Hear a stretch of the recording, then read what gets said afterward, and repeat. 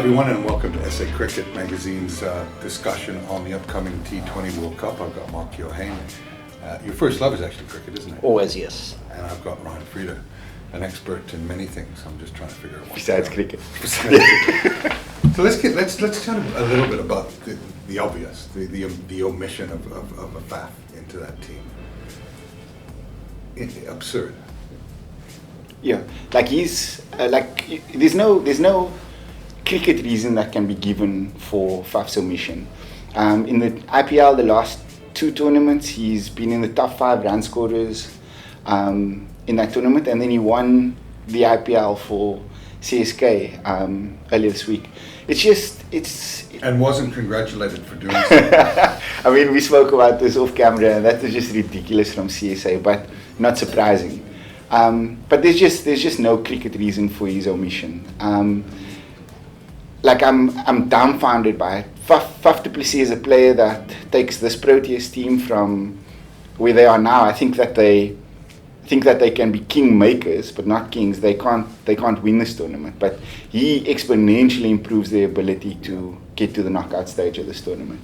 And to omit a player like that without any legitimate cricket reasons is just shocking. Well, in some ways, it takes the pressure off of South Africa, doesn't it? Because if you had a Faf and AB going to the World Cup, the expectations would fall on their shoulders that we would perform or win it. But I also, Kev, I look at it and you think, and everyone has this obsession with age, which I've never got, whether you're 16 or 60, if you're the best, play. We've got AB de Villiers, Faf, and Chris Morris, who's the highest paid T20 player in the world, who we don't pick because we have an issue with their availability and they've got to earn the right to play for South Africa. This nonsense of what about the team that we've been building for the last 2 years? You know, you take Faf ahead of 3 of those players. It was when they basically retired Callis.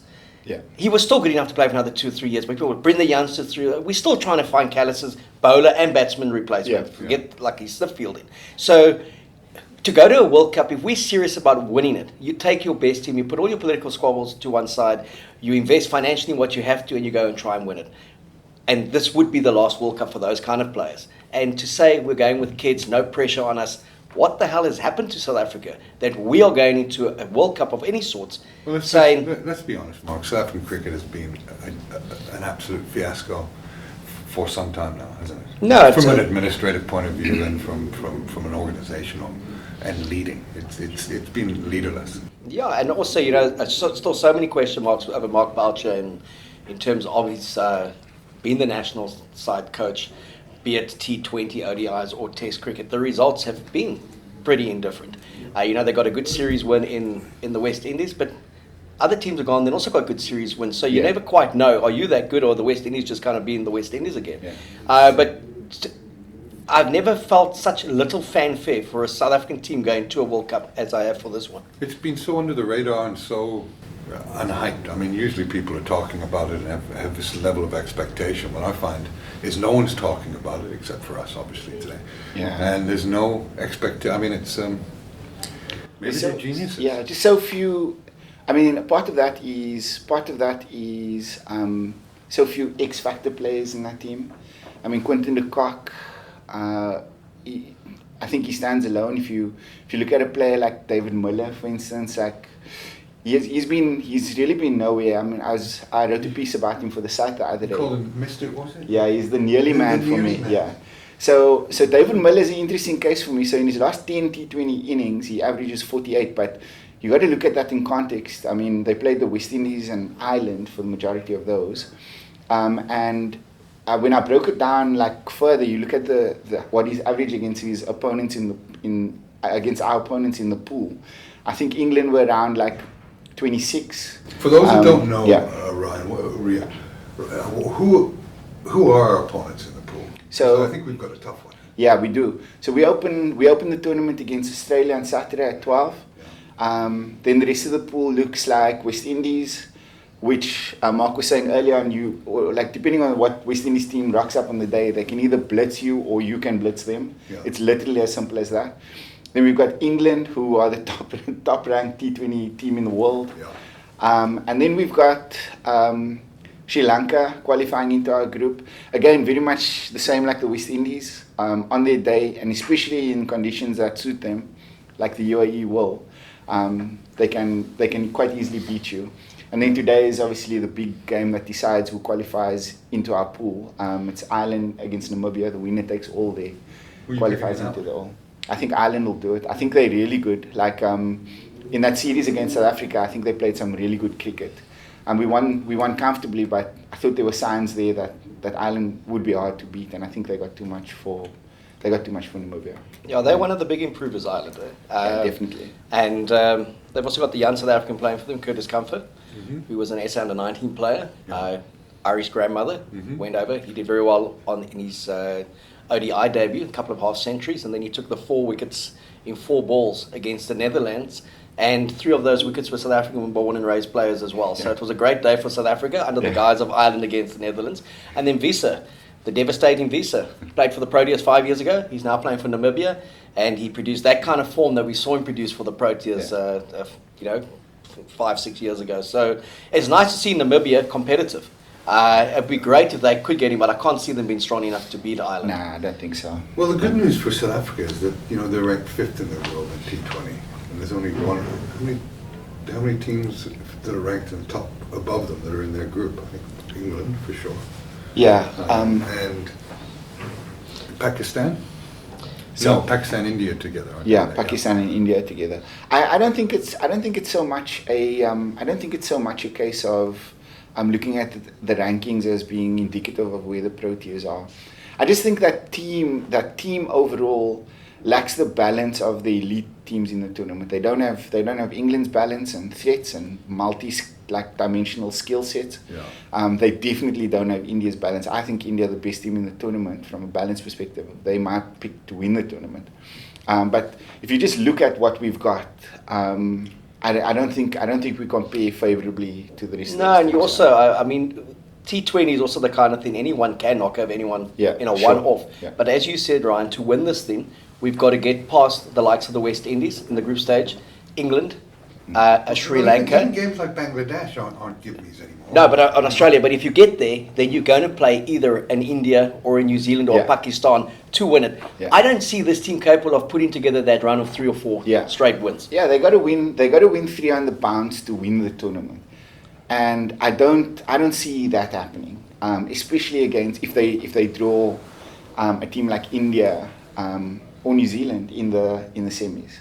Like I don't see this Proteas team doesn't have what it takes to win 3 on the bounce to win a tournament. Yeah. So at 14.5 to 1, you wouldn't touch them. You save your money. Yeah, I definitely save my money there. So where can we look for some value then in terms of teams? Usually, I kind of like England. Yeah. I think so. Like Ben Stokes and Jofra Archer not being in their team is massive. Those are 2 massive match-winning players. I think Archer. I know they're playing in the UAE, and everyone speaks about spin and that type of thing. But Archer's pure pace in those conditions, his skill set, ability to bowl, a range of deliveries at the back end of the innings, just frightened batters with his pace is massive for them.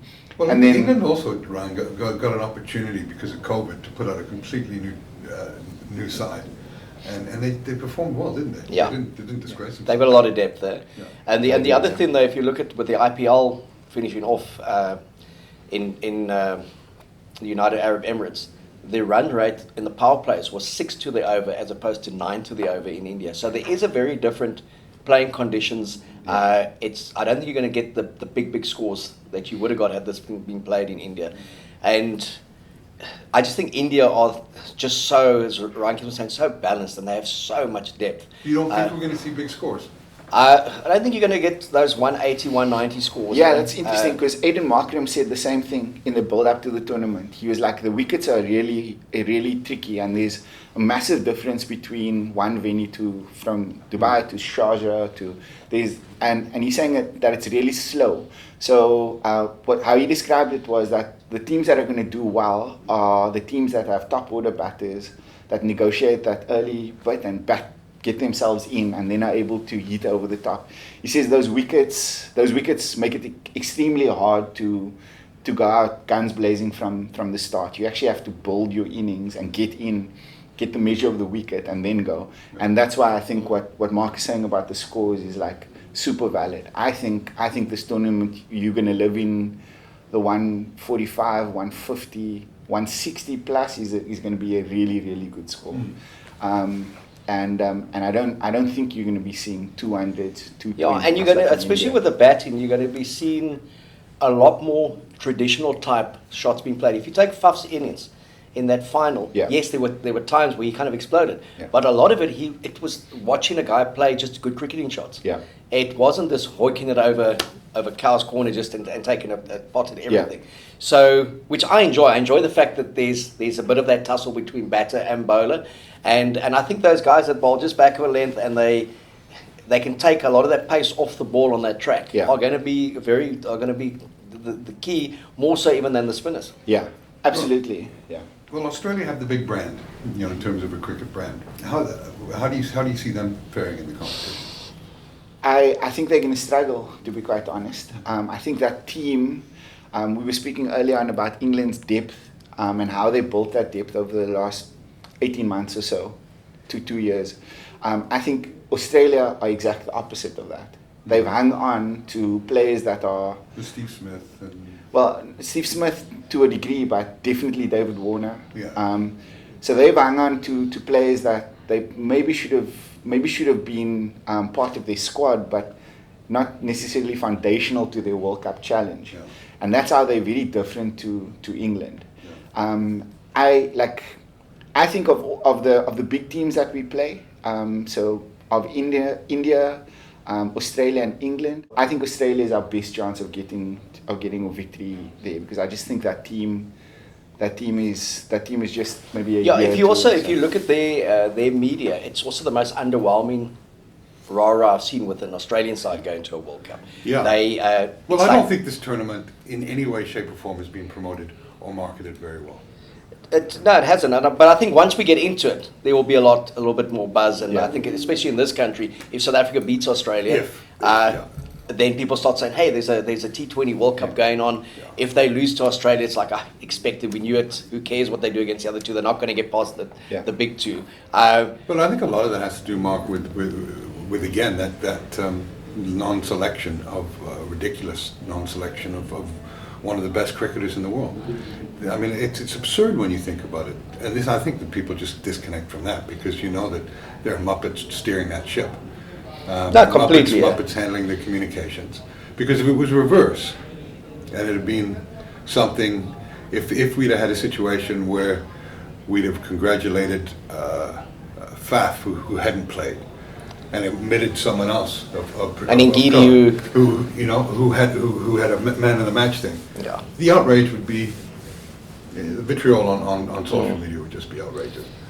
And I don't know how that person that put that post up there still has a job. I'd like to think they don't have a job, but then at Cricket South Africa, no one knows who has a job. I just find it's kind of like one of those tournaments. It's been coming for so long, it was delayed. You want it to be played, and you want us to get out of there, and you want things to hopefully to be restored to some form of sanity when India arrive here, and there could be crowds back at the grounds. There may be some form of common sense when it comes to selections. We need to be playing in this country in front of people and playing good brand of cricket and actually winning. We haven't been doing that for a while. We've had a few away wins in Ireland, and then obviously in the West Indies. We've had some disappointments as well. So I don't think this tournament is going to be the one that ignites Mark Boucher's Proteas. I think it's just going to be a bit of a slog for our team. Yeah. Look, it's a difficult group. My money's going to be on England, just because you get good value. They're, like you say, they've got good depth. What are the odds on England? 5-1, which is not bad. India's 3-1, West Indies 8-1, New Zealand 8-1, Australia 8-1, Pakistan 8-1, South Africa 14.6. It's also an interesting one because New Zealand traditionally are always seen as as potential semi-finalists. That I think they will struggle on these tracks. We also saw when they went and played against Bangladesh how they got. I know it was a weakened side, but they got pumped quite comfortably, as did Australia. So New Zealand at home, and especially in the likes of England, they always are very competitive. But I don't see them offering much in this tournament. Right. You know, there's one. If we're looking for value, say from a batsman, you know, obviously you want someone that's going to play in the final and play 7 games. Who would you look at, Ryan?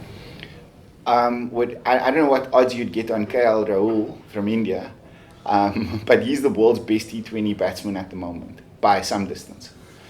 I know David Malan is ranked number one. Yeah. But for me, nobody has played better T20 cricket than Rahul in the last 2 years. He's an incredible batsman. Mark was speaking earlier on about Lokesh. Tanur Lokesh Rahul. Yeah. That's a name that just. I know. Well, you can get old Kanor, Kananor, Lokesh Rahul for 9-1. It's not bad. Not bad. The favorite is Al Hassan Shakib. Yeah, Shakib Al Hassan from Bangladesh. Oh, Shakib. Yeah. So he's I think he's going to get you. He's a good bowler as well. Yeah. So I don't know if those guys are playing in the fantasy leagues for this World Cup as well. He's going to be a definite pick. But for me, Rahul, Malan is a great batter. He taking nothing away from him. The thing I like about Milan, he's 23-1. So in a betting sense. In a betting sense. Yeah. I mean, he's got the most runs, I think, this year, and at 23-1, worth a tickle, isn't he? Yeah. Worth a tickle. I think there you're also looking at match situations. When do they come in? Does a guy always bat 4? Does he always bat 3? Is Rahul an opening batsman? Yeah, he is. Yeah. You know, and what about Milan? Well, it depends how England are going to use him. They've used him at the top of the order, and they've used him at 3 and 4 as well, depending on the match situation. So they've got some tactical flexibility there. So I'm not really sure how they're going to use him in the tournament. I think for us as well, just to bring it back to South Africa, you really need a Quinton de Kock and a Markham to get on a roll. Yeah. Because if they start well and they Van Dusen showed how well he can play, but they've been so erratic over times. Yeah. So Markham will play a great innings and then there's 2 failures. Yeah. De Kock gets out cheaply, then he has a great innings, and there's 2 failures. They don't give you the comfort that they can go 6 matches and actually dominate at the top of the order and send out a message to everyone else. Because we've got a very decent bowling attack. Yeah. To me, our thing is we don't have that consistency in the top 6 when it comes to scoring those runs. Totally, completely. And Mark makes a point about our bowling attack. I think we've got like excellent variation and skills in our bowling attack there. So Rabada and Nokia were among the best bowlers in the IPL. And then I love the fact that they're going with 3 spinners. And I think Maharaj adds a dimension there that chokes at the top of the innings if they choose to use him there. If Fortuyn can get it right, then that helps us a lot. And then Shamsi is the world's leading T20 bowler. So if you get 12 from those 3, puts you in a really good situation. Yeah. And then there's some leeway for Rabada and Nokia. If they take some tap or whatever the case may be, there's some leeway there. But if you get 12 like really economical overs from Fortuyn, Maharaj and Shamsi, puts you in a great position. Then you're looking at Dwayne Pretorius and Lungi Ngidi or Vian Mulder, depending on the balance that they want to go for. But our bowlers can put us in a really good position if they're there. But the top 6 is the issue for me, batters. Yeah, very much so. And in equal measure, our batting is a concern. Yes. Yeah. So I think if we win, I wrote a piece before the World Cup. I was saying that I think that this team is a year and a coach away from being really dominant in T20 cricket specifically. I think we got all of the building blocks of a really, really good T20 team. You're not a fan of Boucher's coaching? Nah, I don't. I think he's average and his record shows it. Yeah. Well, record does speak for itself. But interesting. And let's look at it from a bowling perspective. If you were to pick a bowler If you would advise punters out there to what bowler to take. Shamsi, I think he's in the league stages. He's consistently been good in terms of his wicket taking, but also his economy rate. Yeah. Yeah, but I mean, if they're not going to advance, there's just going to be 5 games that they play instead of 7. So you're looking at someone that's going to take the most wickets. Well, I think India will win it. So I would say it would come out of that Indian attack. Yeah. I do believe India will go through and be successful. And you heard it first here. Well, you're really out on a limb there, Mark. Thanks. Give me a pick for a bowler, people to get their teeth into. I would pick one of 3 from India. I'd go like Jasprit Bumrah.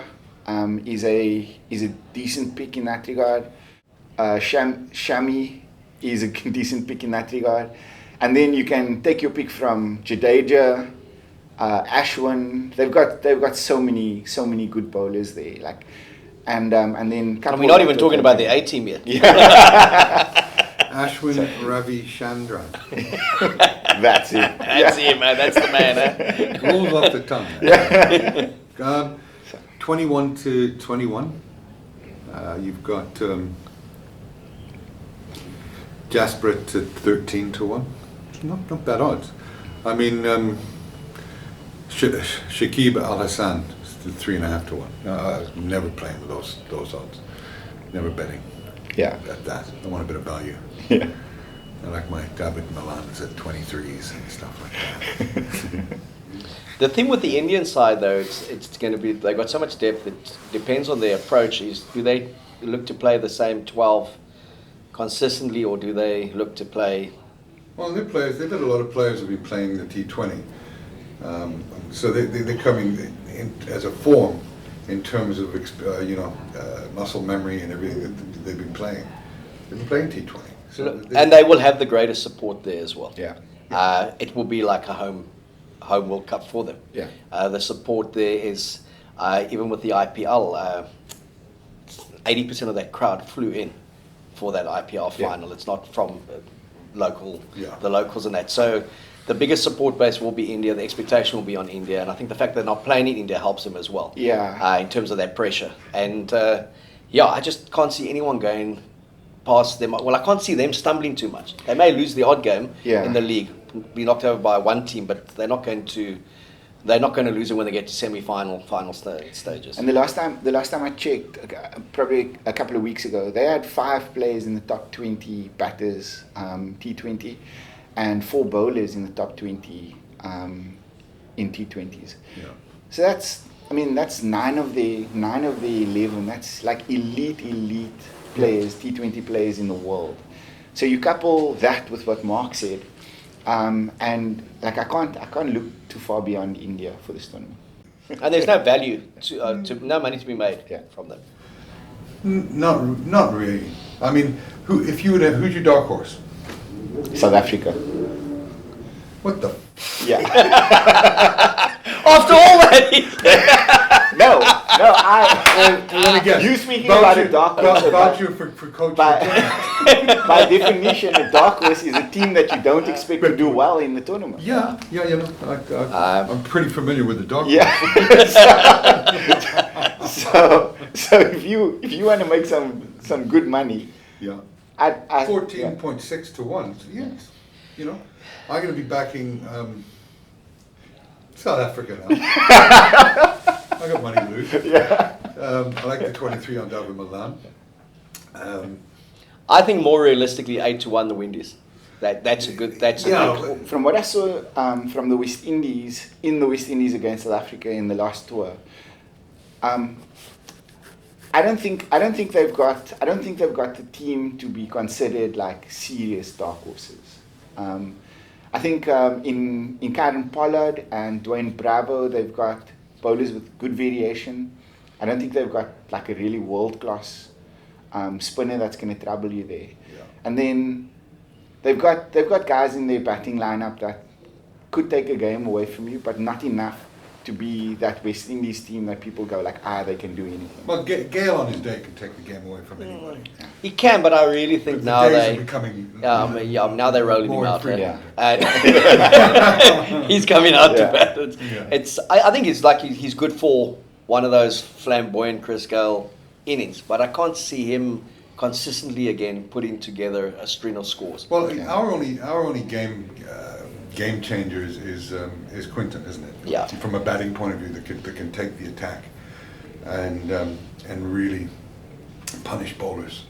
Yeah, and my concern is that he's played poorly in the warm up tournaments. Yeah. In the warm up matches, and then the other X factor player, of course, is David Miller. But again, we spoke about him earlier on. You call him the Neely guy. I say almost Neely because he has flattered to deceive a lot of the He time. averages 18 in World Cups. He's played 2 T20 World Cups. Averages 18 in those tournaments. He's no Lance It's Klusener, like- is he? He's far from it. Yeah, he's far from it. I just like it's something that's quite close to my heart because as a rookie writer for SA Cricket magazine, back in I think it was 2010, I interviewed David Miller for the cover, and he had just been picked for that West Indies tour, and he had ripped up the domestic scene, and I was like, yo, this kid is like really, really special. Mm. And when I look at him now, he's 90 T20 matches in, averages 31, which is not terrible. No. But for me, David Miller is a What's his strike? 37 Do you know what player. his strike rate is? 148 or 140. It's not bad either. So it's not bad, but for me, his talent transcends those numbers, and that was the disappointment for me. And I think when you say that, he's played that 1 or 2 innings in the IPL, he's played it for the Proteas that you felt that's the David Miller that the world has been always expecting. Yeah. And Well, but it's gonna it seems take- to be the exception, and the norm Exactly. is so his brilliance means that he tends to underperform in our eyes and it's so going much. to take an MVP type performance from any one of the players on any team to over the next week or 2 weeks to win the tournament for an unlikely team like South Africa. You know, For sure. It'll take a David Miller stepping up and having an unbelievable. Playing 4-5 like really match-defining innings, Yeah. and I don't see that happening. Like on what basis would you expect that to happen? There is none. I don't see that happening. Yeah. Well, you dark horse South Africa, so let's hope that we're wrong. And it'll be fun, and we're going to be doing videos, much to the chagrin of the people out there. We'll be doing videos and covering this tournament while it's going on. Yeah, and I think once it starts now and we kind of start getting performances, we'll get a bit more excited about it. Yeah. But for now, I also don't see us going past Australia, and I don't really rate this Australian side. I just also think they do also tend to arrive at big tournaments and show a bit of a stronger mentality than us. But as Ryan said right in the beginning, if you look at the bigger names in terms of countries, that's one we have to knock over. We lose to Australia, basically our tournament is over, because I don't see us getting past and England, and I think we'll really struggle against the likes of Sri Lanka. It'll be an interesting term. Look forward to it.